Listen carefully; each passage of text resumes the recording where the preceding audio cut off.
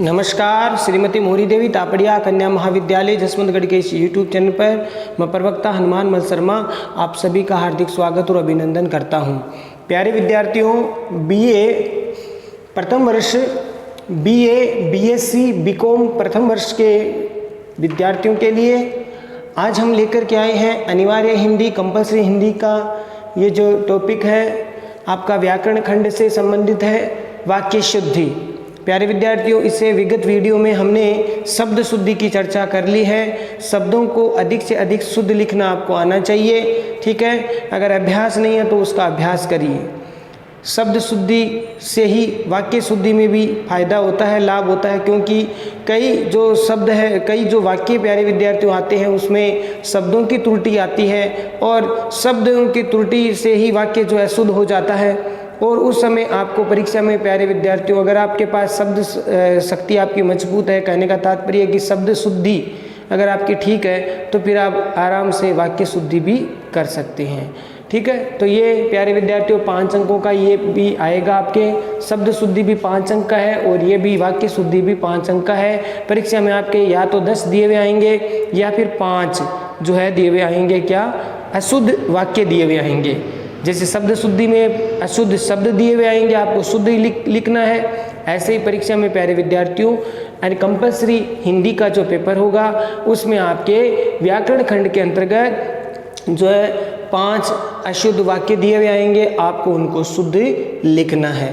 तो प्यारे विद्यार्थियों चलते हैं वाक्य शुद्धि के इस प्रकरण में, व्याकरण खंड के इस भाग में वाक्य शुद्धि। तो प्यारे विद्यार्थियों, वाक्य शुद्धि जो है, वाक्यगत अशुद्धि अनेक प्रकार से हो जाती है। वाक्य जो अशुद्धि है वो अनेक प्रकार से हो जाती है। किस किस प्रकार से हो जाती है अशुद्धि, देखिए। ये आप वैसे कोई नई बात इसमें नहीं है, विगत कक्षाओं में आप ये चीज़ें पढ़ के आए हो, ठीक है। तो इसका पुनरावलोकन करना है आपको, तो ठीक है। और ये देखिए, ये जो वाक्य कई बार आपके काम है वो इससे आपका पढ़ा है, ये वाक्य आपको लगभग आते हैं। देखिए प्यारे विद्यार्थियों, पहला कारकगत अशुद्धि हो जाती है।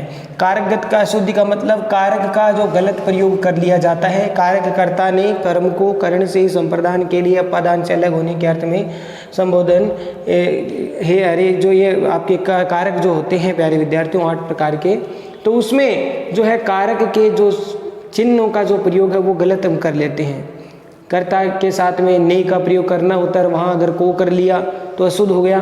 कर्ता ने कर्म को करण से जो है संप्रदान के लिए, अगर इसका संप्रदान के लिए साथ में प्रयोग करना है तो संप्रदान कारक का कोई वाक्य है और उसमें अगर के लिए की जगह कोई दूसरा प्रयोग कर लेते हैं तो फिर वो अशुद्ध हो जाता है वाक्य।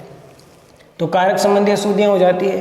फिर उचित विराम चिन्ह न लगाने पर अशुद्धियाँ हो जाती है, यानी विराम चिन्ह जो होते हैं आपके, चाहे वो प्यारे विद्यार्थियों बात करें अल्प विराम की या अर्ध विराम की बात करें, या फिर अल्प विराम की या फिर पूर्ण विराम की, या अधिकतर शुद्धियाँ करते हैं अपने उद्धरण चिन्ह की, या आपके प्रश्नवाचक चिन्ह की, या विस्मयादि बोधक चिन्ह जो हर्ष शोक में, दुख में या आश्चर्य में जो है ये चिन्ह काम आता है, इसको बोलते हैं प्यारे विद्यार्थियों विस्मयादि बोधक चिन्ह। तो योजक चिन्ह की अशुद्धियाँ हो जाती है। ज़्यादातर अल्प विराम का जो है हम प्रयोग गलत कर लेते हैं, या फिर विस्मयादि बोधक का गलत प्रयोग हो जाता है। तो इस प्रकार से प्रश्नवाचक जो चिन्ह है वो नहीं लगाते। प्रश्न किया जा रहा है फिर भी प्रश्नवाचक चिन्ह अगर नहीं लगाते हैं तो वो फिर त्रुटि हो जाती है, ठीक है। जैसे किसी से पूछ रहे हैं तुम कहाँ जा रहे हो, अगर वहाँ तुम कहाँ जा रहे हो ये वाक्य है और उसकी जगह अगर हम खड़ी पाई लगा दें अंत में तो फिर वो वाक्य क्या है, अशुद्ध हो जाता है। वहाँ पर कौन सी त्रुटि हो गई आपके, ये जो उचित विराम चिन्ह है वो ठीक प्रकार से आपने नहीं लगाए हैं। फिर एक ही अर्थ वाले 2 शब्दों का प्रयोग कर दिया जाए, यानी एक ही अर्थ 2 शब्द जो वाक्य में प्रयोग कर लिए गए और उन 2 शब्दों का अर्थ एक ही है, तो वहाँ पर आपको एक ही करना है, 2 शब्दों का अलग अलग अर्थ नहीं होगा। कहने का तात्पर्य है शब्द तो 2 है और दोनों का अर्थ एक ही है, तो उसका हम एक शब्द का ही प्रयोग करेंगे, ठीक है। तो जैसे केवल और मात्र, केवल मात्र एक किताब दीजिए, तो अब केवल और मात्र दोनों शब्द का अर्थ एक ही है, तो यहाँ पर केवल केवल लगाना है, मात्र या मात्र लगा सकते हो फिर केवल को छोड़िए, या केवल लगाओ तो फिर मात्र को छोड़िए। तो इस प्रकार से शुद्धि कर देते हैं कई बार। या फिर कर्ता कर्म जो वाच्य हैं, कर्ता कृत्यवाच्य या कर्मवाच्य की क्रिया के साथ प्रयोग नहीं ठीक प्रकार से करते हैं, यानी क्रिया का प्रयोग ठीक प्रकार से नहीं करते हैं। सीता बोला, सीता खाना खाया, तो ये शब्द क्या है, सीता स्त्रीलिंग है, कर्ता। अब उसमें फिर क्रिया भी कैसी आनी चाहिए, स्त्रीलिंग क्रिया ही आनी चाहिए। तो वहाँ पर सीता खाना खाती है या सीता ने खाना खाया, ठीक है। इस प्रकार से वाक्य है वो बनेगा, सीता बोली न कि सीता बोला। तो इस प्रकार से ये जो आसानी से आप पहचान पाओगे, इसमें ज़्यादा कठिनाई नहीं है। तो ये जो क्रिया का प्रयोग गलत कर देते हैं। या फिर वचन व लिंग आदि का ध्यान नहीं रखा जाता है। वचन, एक वचन, बहुवचन, लिंग में आपके स्त्रीलिंग पुल्लिंग, वही बात है यहाँ पर जो बताई है। वचन एक वचन का अगर करता है तो एक वचन की ही क्रिया साथ में आएगी। बहुवचन का करता है, बहुवचन है करता, तो फिर बहुवचन की क्रिया साथ में आएगी। वे जाता है, वाक्य है वे जाता है, तो वे जाता है शब्द कैसे होगा, वे क्या है, बहुवचन है, ठीक है। बहुवचन है तो फिर वहाँ पर क्रिया भी क्या लगेगी, बहुवचन की लगेगी, वे जाते हैं, ठीक है। तो इस प्रकार से यहाँ पर वचन या लिंग संबंधी जो है शुद्धियाँ हो जाती है। एक वचन, बहुवचन या फिर स्त्रीलिंग पुल्लिंग आदि का इनका ध्यान नहीं रखने पर भी क्या हो जाती है, इन सभी कारणों से वाक्य रचना अशुद्ध हो जाती है। प्यारे विद्यार्थियों, क्या हो जाती है, वाक्य की अशुद्धि हो जाती है। आपका जो सेंटेंस है, वाक्य है, वो अशुद्ध हो जाता है। अब देखिए कुछ उदाहरण जो परीक्षा की दृष्टि से अत्यंत महत्वपूर्ण है, और भी चर्चा करेंगे। अभी इस वीडियो में इतने ही आएंगे क्योंकि फिर वीडियो ज़्यादा लंबा बन जाएगा, तो इसको हम 2 या 3 के भाग में हम इसको लेंगे। तो प्यारे विद्यार्थियों, चलिए आज हम आपको कुछ उदाहरण देख करके समझाते हैं कि वह शुद्ध वाक्य परीक्षा में इस प्रकार से आएंगे। ये जो परीक्षा में आए हुए हैं, कई बार है वो पिछले सालों के जो परीक्षा जो पेपर है उसमें आए हुए हैं ये, तो उन्हीं को मैंने एक बार लिया है क्योंकि महत्वपूर्ण है। कई बार यही रिवीजन होते हैं, यानी इन्हीं ये रिपीट होते रहते हैं, इन्हीं परीक्षा में यही पूछे जाते हैं, तो ये तो महत्वपूर्ण है ही है। इसके अलावा और भी करवाएंगे। देखिए, यहाँ शुद्ध गाय का दूध मिलता है। प्यारे विद्यार्थियों, थोड़ा दिमाग पर जोर दीजिए। यहाँ शुद्ध गाय का दूध मिलता है, क्या वाक्य सही है? प्यारे विद्यार्थियों, ये वाक्य कैसे शुद्ध होगा? यहाँ शुद्ध गाय का, गाय क्या है? शुद्ध गाय का, शुद्ध गाय नहीं होगी, यहाँ गाय का शुद्ध दूध मिलता है। यहाँ सही क्या लिखेंगे परीक्षा में? यहाँ गाय का शुद्ध दूध मिलता है, ये लिखना आपको परीक्षा में, ठीक है प्यारे विद्यार्थियों। आशा करता हूँ समझ में आ गया होगा। तो यहाँ शुद्ध गाय नहीं, गाय का शुद्ध दूध मिलता है, ये लिखना है। काफ़ी बार ये आया हुआ है। अगला जो वाक्य देखिए प्यारे विद्यार्थियों, हाथ से गिरते ही प्याला फूट गया। हाथ से गिरते ही प्याला फूट गया, तो यहाँ पर अशुद्धि कहाँ है? फूट गया की जगह आपको लिखना है टूट गया। हाथ से गिरते ही प्याला फूट गया की जगह क्या हो गया? टूट गया, ये लिखना है आपको, टूट गया, ये हो गया शुद्ध, ठीक है। फिर देखिए अगला जो है अशुद्ध वाक्य कि तुम्हारे उत्तर में अनेकों अशुद्धियां हैं। ये अनेकों से कई बार उदाहरण आते हैं, अनेकों लिखा हुआ आएगा, इसमें किसी भी प्रकार का कोई भी वाक्य आ जाए वहाँ अनेकों लिखा हुआ आएगा, तो आपको क्या शुद्ध करना है? क्योंकि अनेकों शब्द है वो अशुद्ध है, उसकी जगह क्या होगा वाक्य कि तुम्हारे उत्तर में, अनेकों की जगह क्या होगा? अनेक अशुद्धियां हैं, क्योंकि अनेक शब्द में अनेक है, अधिक है, ठीक है। बहुत का जो है ये बात है वो संबोधित कर रहा है, तो अनेकों लगाने की, अनेक अपने आप में ही बहुवचन हो गया, ठीक है। तो फिर अनेकों लगाने की आवश्यकता नहीं है क्योंकि वह अशुद्ध है। अनेक स्वयं में ही बहुवचन है, तो यहाँ पर अनेकों लगाने की आवश्यकता नहीं है। तो ये वाक्य क्या बन जाएगा परीक्षा में? आपको कैसे लिखना है? परीक्षा में आपको लिखना है तुम्हारे उत्तर में अनेक अशुद्धियां हैं। ये कई बार आता है, अनेकों शब्द दिया हुआ वाक्य कई बार आता है, तो आपको अनेकों की जगह क्या करना है, अनेक लिखना है। ठीक है, अनेक अपने आप में ही क्या है, बहुवचन है, फिर अनेकों लगाने की आवश्यकता नहीं है। आशा करता हूँ समझ में आ रहा होगा, और ये काफ़ी बार पूछा गया है, बहुत महत्वपूर्ण है। अब देखिए, उसकी जेब में एक टुकड़ा कागज मिला, उसकी जेब में एक टुकड़ा कागज मिला, तो ये वाक्य शुद्ध कैसे होगा, उसकी जेब में कागज का एक टुकड़ा मिला, ऐसे हो जाएगा। उसकी जेब में कागज का एक टुकड़ा मिला, उसकी जेब में कागज का एक टुकड़ा मिला, उसकी जेब में कागज का एक टुकड़ा मिला। ठीक है प्यारे विद्यार्थियों, आशा करता हूँ समझ में आ गया होगा। एक टुकड़ा कागज नहीं मिला, कागज का एक टुकड़ा मिला। ठीक है, तो प्यारे विद्यार्थियों समझ में आ रहा होगा, कागज का एक टुकड़ा मिला।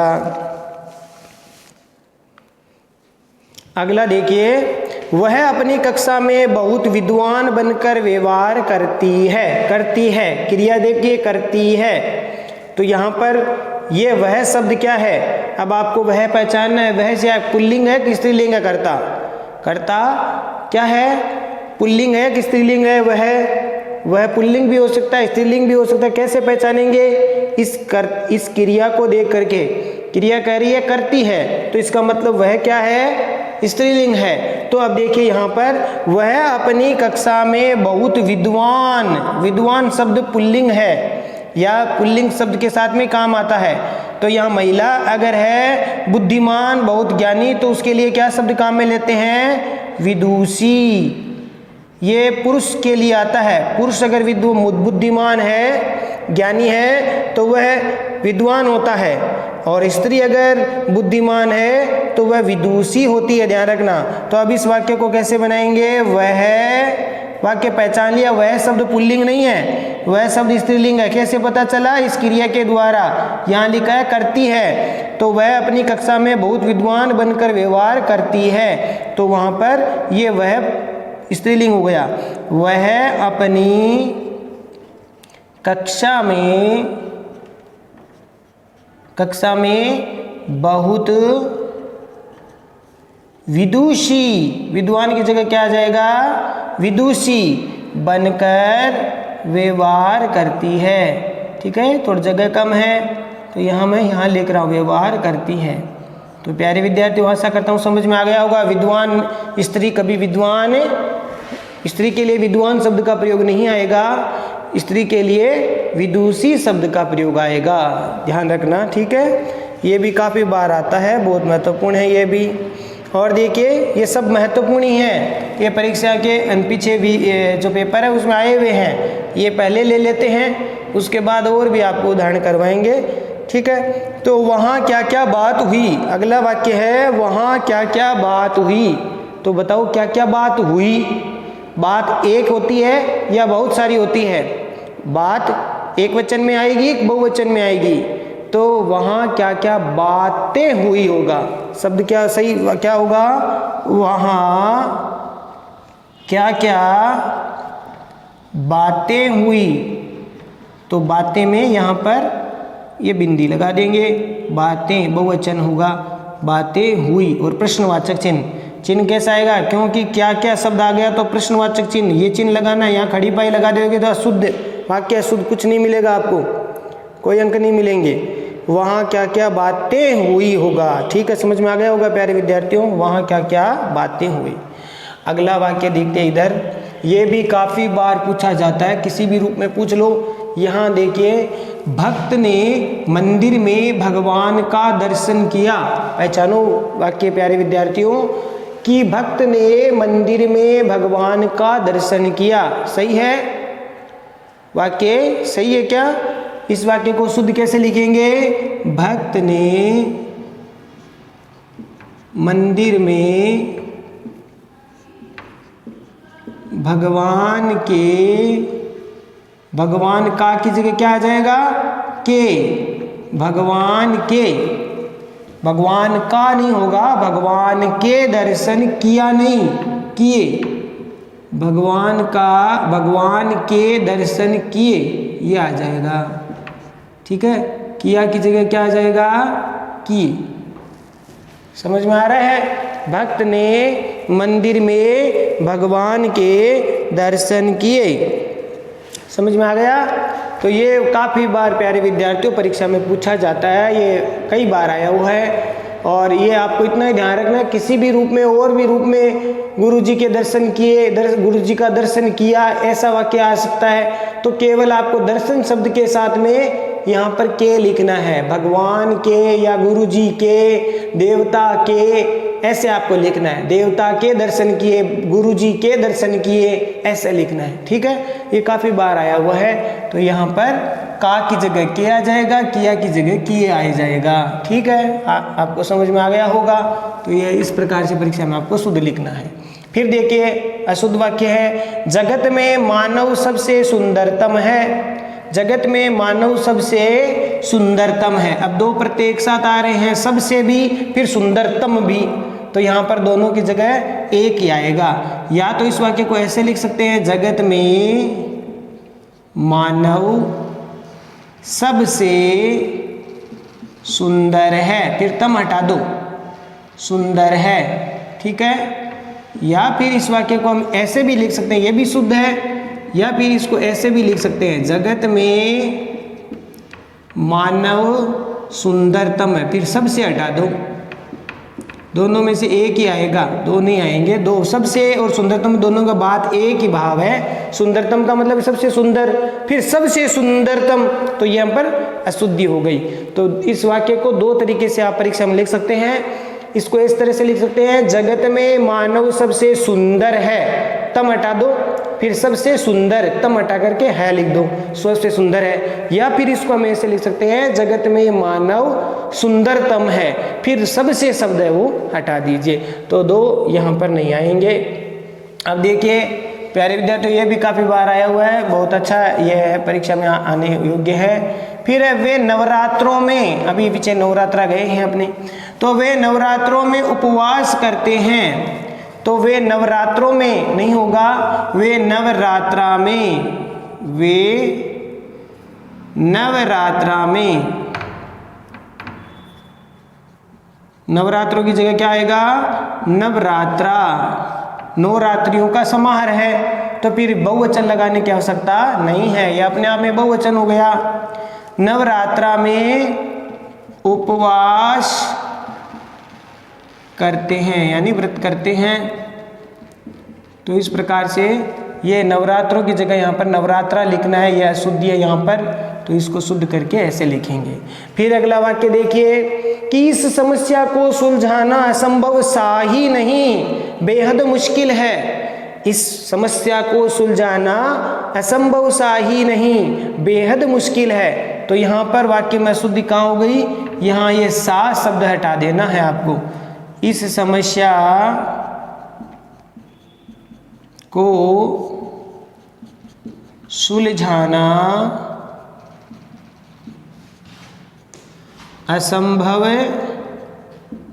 ही नहीं, सा हटा करके क्या लिखना है, सीधा ही, नहीं, नहीं के ऊपर ध्यान रखना, यह बिंदी आती है, नहीं, बेहद मुश्किल है, बेहद मुश्किल है, कठिन है।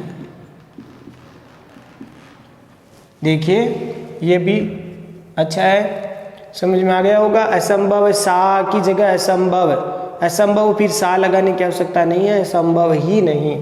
अब देखिए अगला जो वाक्य देखिए, कविता की ये पंक्ति अनेकों, ये तो समझ में आ गया होगा, भाव को प्रकट करती है। अनेकों में अपने आप में बहुवचन है तो क्या हो जाएगा, अनेक। तो कविता की यह पंक्ति अनेक भाव प्रकट, फिर को लगाने की आवश्यकता नहीं है, अनेक भाव प्रकट करती है, प्रकट करती है। तो कविता की ये पंक्ति अनेकों की जगह अनेक भाव को की हटा करके प्रकट करती है। तो कविता की ये पंक्ति अनेक भाव प्रकट करती है, ये पंक्ति अनेक भाव है वो बताती है, प्रकट कर रही है। तो ये भी आपको समझ में आ गया होगा प्यारे विद्यार्थियों। फिर है पुत्र के झूठ बोलने पर माँ को ग्लानि हुई। तो माँ को ग्लानि क्यों हुई? माँ ने थोड़ी गलती की है, ग्लानि पुत्र को होनी चाहिए, ठीक है। तो यहाँ पर माँ को क्या हुई? दुख हुआ। ग्लानि तो जो अपराध कर दिया है फिर उसको पश्चाताप होता है, वो ग्लानि हो गई। तो यहाँ पर पुत्र के झूठ बोलने पर माँ को दुख हुआ। माँ को ग्लानि नहीं, माँ को क्या हुआ? दुख हुआ। ये होगा पुत्र के झूठ बोलने पर माँ को दुख हुआ। ठीक है, समझ में आ गया। ग्लानि होती है, कोई अपराध कर दिया फिर उसको पश्चाताप होता है। तो माँ ने थोड़े यहाँ पर गलती की है, पुत्र ने झूठ बोला है। अगर पुत्र को ग्लानि हो सकती है, लेकिन माँ को पुत्र के झूठ बोलने पर माँ को क्या हुआ? दुख हुआ कि मेरा बेटा झूठ बोल रहा है, तो दुख हुआ। तो ध्यान रखना, ग्लानि की जगह क्या आएगा? दुख हुआ। ट्रक चलाता है वह, ट्रक चलाता है वह। तो यहाँ ये वाक्य तो आप आराम से ही इसको कर सकते हैं शुद्ध।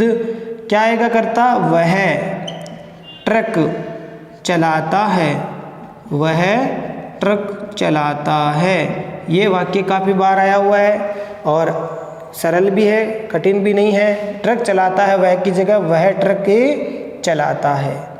ठीक है प्यारे विद्यार्थियों, अब एक वाक्य और देखिए।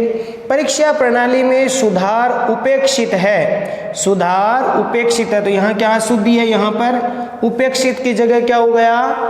अपेक्षित है, आशा है, ठीक है, अपेक्षा है। परीक्षा प्रणाली में सुधार क्या है? उपेक्षित की जगह क्या आएगा? अपेक्षित है, अपेक्षा की जाती है, अपेक्षित। ये विलोम शब्द हो गए एक दूसरे के। उपेक्षा तो तिरस्कार हो गया, निरादर हो गया, अवहेलना हो गई, और अपेक्षित मैंने उसकी आशा है, ठीक है, उसका सम्मान करना। इस प्रकार का भाव हो गया कि परीक्षा प्रणाली में सुधार अपेक्षित है, ऐसा होना चाहिए। तो अपेक्षित होगा, अपेक्षित और उपेक्षित एक दूसरे के क्या है? विलोम। विलोम शब्द की यहाँ पर अशुद्धि हो गई है, तो अपेक्षित है। समझ में आ गया? बहुत अच्छा है। ये भी यहाँ पर जल्दी से ध्यान नहीं जाता कहाँ शुद्धि हुई, उपेक्षित की जगह अपेक्षित होगा। ठीक है प्यारे विद्यार्थियों, अगला अशुद्ध वाक्य देखिए। वह शायद अब नहीं आएगा। ये भी कई बार आता है शायद वाला वाक्य। वह शायद अब नहीं आएगा, शायद और फिर अब भी लगा दिया तो ये नहीं आएगा। क्या आएगा फिर? वह अब, फिर शायद हटा दो, वह अब नहीं आएगा। दोनों की बात एक ही है, संभावना हो गई। तो यहाँ पर वह अब नहीं आएगा। इस वाक्य को ऐसे भी लिख सकते हैं, वह शायद नहीं आएगा, ऐसा भी लिख सकते हैं, वह शायद नहीं आएगा, या फिर वह, फिर शायद को हटाओ, अब नहीं आएगा। इस तरह से हम शुद्ध कर सकते हैं। काफ़ी बार आया हुआ ये भी। कृपया पृष्ठ छूट गया है, कृपया पृष्ठ छूट गया है, तो पृष्ठ खाली भी छूट गया है या फिर भरा हुआ छूट गया, ये कुछ नहीं लिखा। तो यहाँ पर कैसे लिखना है आपको? कई बार परीक्षा में ऐसे हो जाती है वाक्य, कॉपी उत्तर पुस्तिका में लिखते समय आपका पृष्ठ छूट जाता है, तो फिर नीचे लिखते हैं कृपया पृष्ठ छूट गया। तो क्या छूट गया? पृष्ठ खाली छूट गया। तो कृपया पृष्ठ खाली छूट गया, आप खाली छूट गया, तो खाली लिखना है यहाँ पर बीच में। अब कृपया पृष्ठ छूट गया, अब खाली छूट गया, भरा हुआ छूट गया, ये नहीं बताया। तो यहाँ पर आपको लिखना है कृपया पृष्ठ खाली छूट गया। कृपया में भी अशुद्धियाँ कर देते हैं, कृपया शब्द को आधा क लगा करके कर देते हैं, ये गलत है, ध्यान रखना। कृपया में प पूरा आएगा, ठीक है, ये ध्यान रखना। फिर देखिए, वह दवाई मेरे को भी चाहिए, वह दवाई मेरे को भी चाहिए, क्या सही है? नहीं है। क्यों नहीं सही है? यहाँ पर सर्वनाम संबंधी अशुद्धि है कि वह दवाई मुझे भी चाहिए, वह दवाई मुझे भी चाहिए,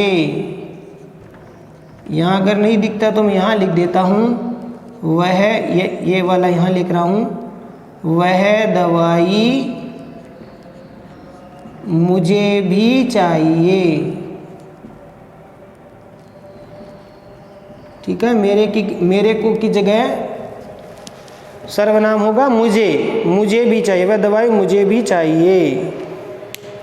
ठीक है, तो प्यारे विद्यार्थियों, ये जो वाक्य शुद्धि से संबंधित आज हम 15 वाक्य ले पाए हैं, फिर वीडियो काफ़ी लंबा बन जाएगा। अगले भाग में हम और वाक्यों को लेंगे। ठीक है प्यारे विद्यार्थियों, बहुत महत्वपूर्ण वाक्य है, इनको आप ठीक प्रकार से आत्मसात करेंगे, इसका अभ्यास करेंगे। और वैसे ये वाक्य आपको आते हैं, कोई ज़्यादा नई चीज़ नहीं है इसमें, जितना अभ्यास करोगे उतना ही ये चीज़ें आपको आती जाएगी।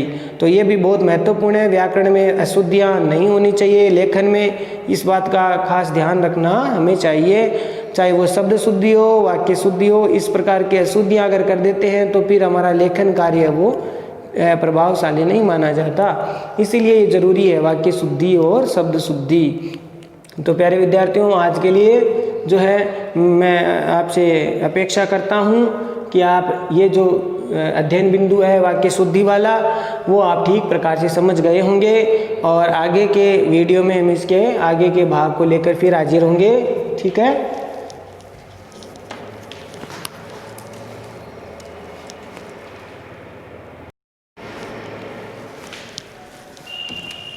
तो प्यारे विद्यार्थियों, आज के लिए बस इतना ही। अगले वीडियो में फिर हाजिर होंगे व्याकरण खंड के वाक्य शुद्धि के प्रकरण को लेकर के। तब तक के लिए इनको पढ़िए, याद कीजिए, चैनल को लाइक, शेयर और सब्सक्राइब करना ना भूलें। जय भारत, जय हिंदी। धन्यवाद विद्यार्थियों।